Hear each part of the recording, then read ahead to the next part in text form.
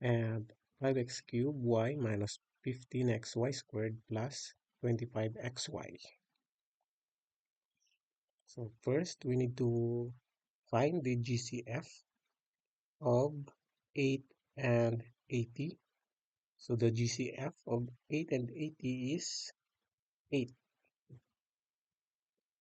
And next, the GCF of x squared and x. So in finding the GCF of a variable, so we need to find the variable with the lowest exponent, and that is x. So between x squared and x, so x has the lowest exponent. So the GCF is x. So if we combine, the GCF is 8x.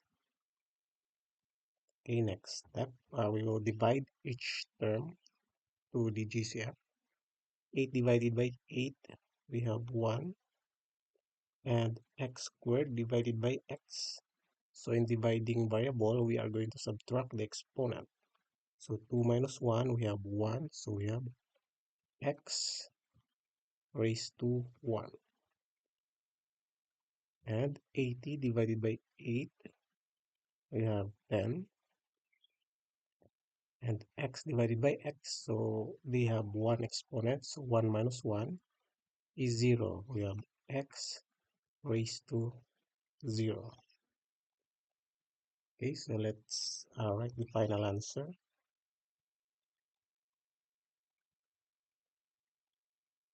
So 1 x raised to 1, we can write it as x only. So it is considered that it has 1 here and exponent 1. And then minus 10.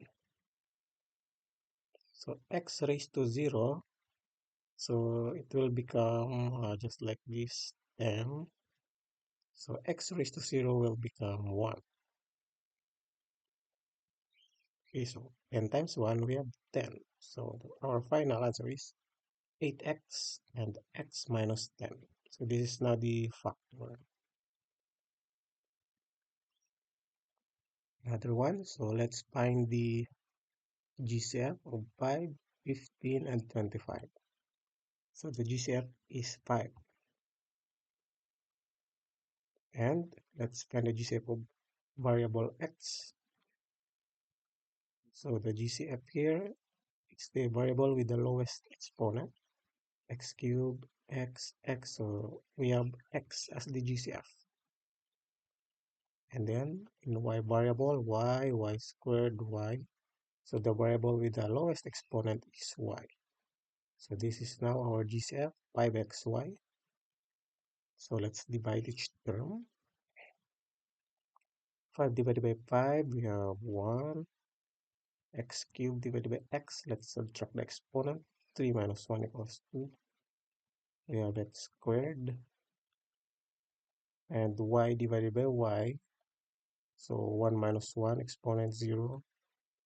Y raised to 0. Minus 15 divided by 5, we have 3.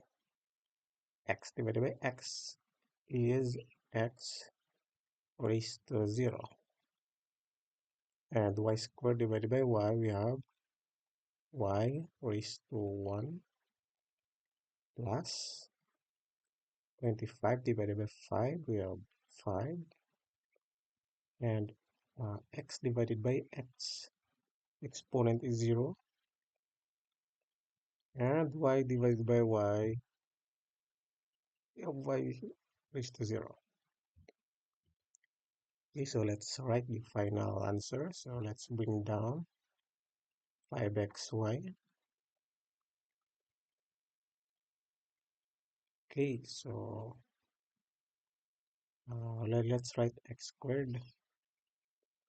So we remove 1 because it is already considered that we have 1 here if there is a variable. So y raised to 0 is equal to 1. So 1 times x squared equals squared. Okay, so bring down 3. So x raised to 0 is equals to 1.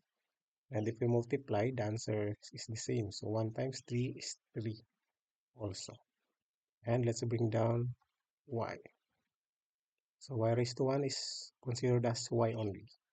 And here, x raised to 0 equals to 1, and y raised to 0 equals 1. So 1 times 1 equals 1 times 5 equals 5. So this is now the factor 5xy, x squared minus 3y plus 5.